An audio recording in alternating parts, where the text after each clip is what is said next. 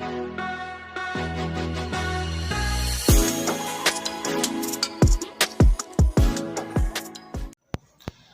Friends, आज हम लोग जो दो क्वेश्चन बचे हुए थे एक्सरसाइज में उनको हम लोग सॉल्व करेंगे। क्वेश्चन है, ये क्वेश्चन नंबर 25 है। The largest side of a triangle is 3 times the shortest side and the third side is 2 centimeters shorter than the largest side. If the perimeter of the triangle is at least 61 centimeter, find the minimum length of the shortest side. मतलब ये है कि एक triangle है। Triangle को ध्यान से देखें। ये इस तरह का एक ट्रायंगल है ना। इसमें कहा ये है, मान लो ये ए है, ये बी और ये सी। बहुत ध्यान से देखें। यहाँ पर अगर हम देखें तो सबसे जो शॉर्टेस्ट साइड हमें दिख रही है वो यही ए बी समझ में आ रही है, तो इसको हम एक्स कंसीडर कर लेंगे। क्या कर लेंगे? जो शॉर्टेस्ट साइड है हम उसी को कंसीडर करेंगे। ठीक है, तो शॉर्टेस्ट साइड अगर एक्स हो गई तो इसमें कहा गया the largest side of a triangle is 3 times the shortest side. मतलब जो लार्जेस्ट साइड है, ये जो आपको दिख रही है, ये इसकी 3 टाइम है। 3 टाइम का मतलब 3x यानी 3 गुना है। कितना है? 3 गुना है। ठीक है, क्लियर समझ में आ रहा? इसके बाद में क्या बोला है? कहा है कि the third side is 2 centimeters shorter than the largest side. मतलब ये जो थर्ड साइड है वो लार्जेस्ट साइड से 2 सेंटीमीटर शॉर्टर है, यानी 2 सेंटीमीटर छोटी है। छोटी का मतलब ये है कि थर्ड साइड की जो लेंथ है उससे 2 माइनस कर दीजिए। ठीक है, तो अब देखिए ये हो गया क्लियर। आपको समझ में आ रहा है? अब हम लोग क्या करेंगे कि आपका जो पेरीमीटर दिया है, पहले यहां पर देखें, एट लीस्ट 61। मतलब ये है कि जो पेरीमीटर ट्रायंगल का है वो कम से कम 61 है। मतलब ये है कि या तो 61 ही हो या उससे ज्यादा हो, कम नहीं हो सकता। कहने का मतलब इसका ये है। तो ऐसी कंडीशन में हम क्या करेंगे? Perimeter of a triangle equal to, क्या इक्वल टू नहीं लिखेंगे, 61। कम से कम का मतलब क्या हो जाएगा कि ग्रेटर देन और इक्वल टू। मतलब ये जो पेरीमीटर है या तो 61 हो या इससे ज्यादा हो। यही क्वेश्चन कह रहा है। ठीक है, पेरीमीटर का मतलब क्या है? पेरीमीटर का मतलब ट्रायंगल में यही है कि ऑल साइड्स का सम कर देते हैं। तो पहली साइड क्या है? x, दूसरी साइड 3x, तीसरी साइड 3x - 2। ठीक है ना। फिर लेस देन और इक्वल टू 61। क्लियर? बात समझ आ रही है? कैलकुलेशन तो ये हो जाएगा x 3x मिलके हो जाएगा 7x - 2 लेस देन और इक्वल टू 61। क्लियर? आगे बढ़ेंगे तो क्या हो जाएगा? 7x ग्रेटर देन और इक्वल टू 61 और ये 2 जाएगा राइट हैंड साइड में तो प्लस का हो जाएगा। तो ये हो जाएगा 7x ग्रेटर देन और equal to 63। x is greater than और इक्वल टू 63/7। तो ये कितना हो जाएगा? इसको अगर हम डिवाइड करेंगे तो 9 टाइम में ही डिवाइड हो जाएगा, यानी x इज ग्रेटर देन और इक्वल टू 9। क्लियर?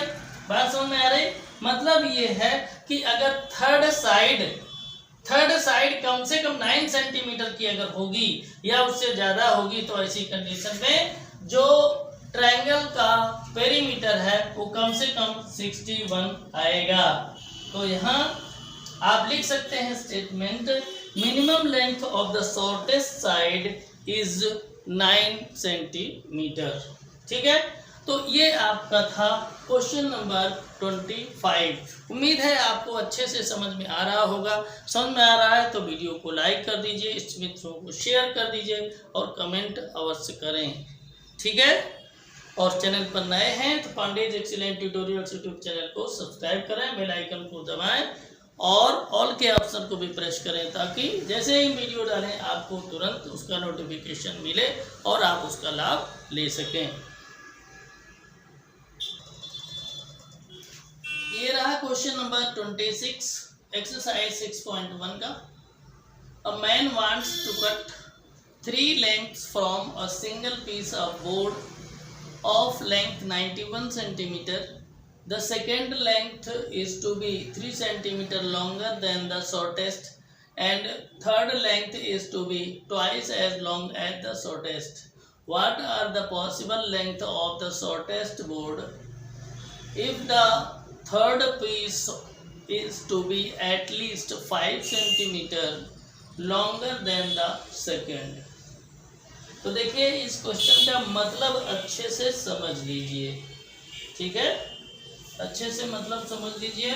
ये एक क्या है, एक बोर्ड है, उसकी लेंथ कितनी बताया है 91 है ना, 91 सेंटीमीटर।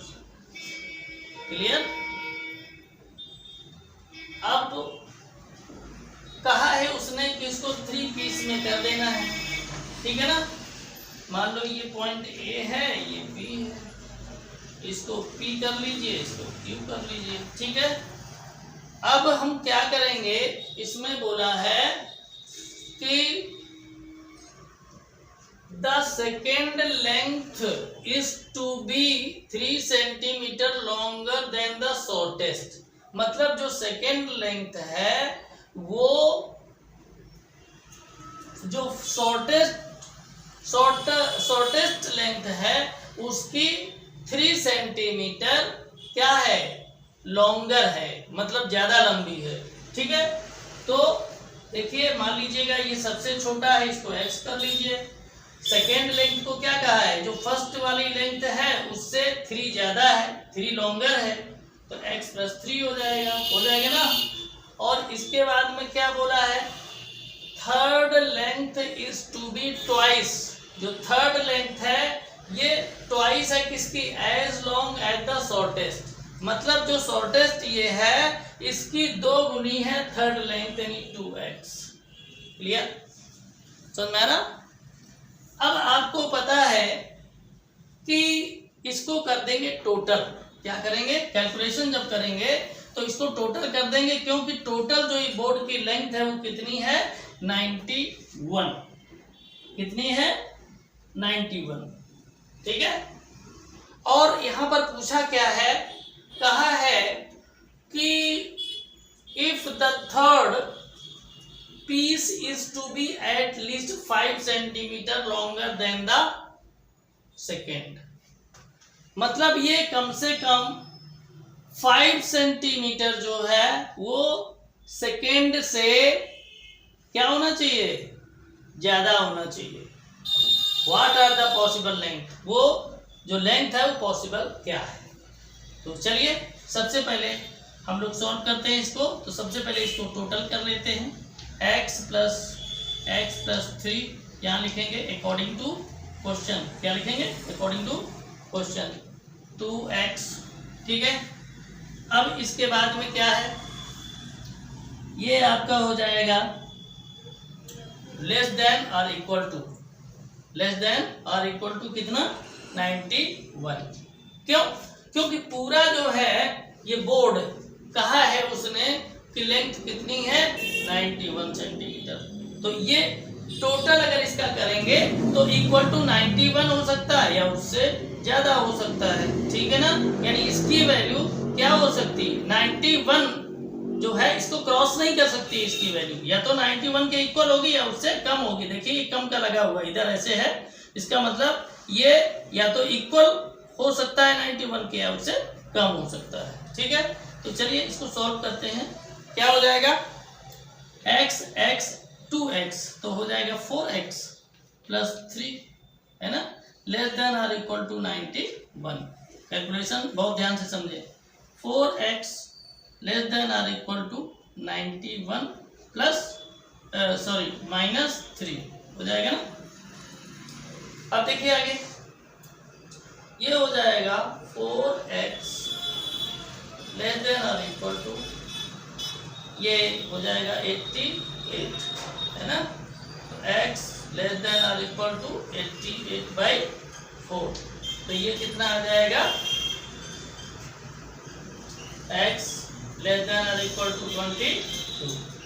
ठीक है, मतलब ये है जो शॉर्टेस्ट लेंथ है, क्या जो शॉर्टेस्ट लेंथ है तो उसकी लेंथ कम से कम कितनी होनी चाहिए, 22 होनी चाहिए। कितनी होनी चाहिए, 22। क्लियर। तो यही आपका आंसर है। कहा गया था कि what are the possible length of the shortest board, तो पॉसिबल लेंथ कितनी है, 22 सेंटीमीटर। तो यहाँ पर अगर आप लिखना चाहें तो लिख सकते हैं स्टेटमेंट, क्या लिखेंगे, the possible length of the shortest board is equal to 22 centimetre. Clear. तो इस तरीके से ये exercise 6.1 NCERT class 11th mathematics का ये लास्ट क्वेश्चन था। अब आपकी एक्सरसाइज हो गई फिनिश। अब हम लोग मिलेंगे अगले वीडियो में अगले कॉन्सेप्ट के साथ, अगले क्वेश्चन के साथ, अगली एक्सरसाइज के साथ। तब तक के लिए आप लोग इसी तरह पढ़ते रहें, स्वस्थ रहें, मस्त रहें, वीडियो पूरा देखते रहें और अपना सिलेबस समय से पूरा करते रहें। मिलते हैं अगले वीडियो में, तब तक के लिए जय हिंद, जय भारत।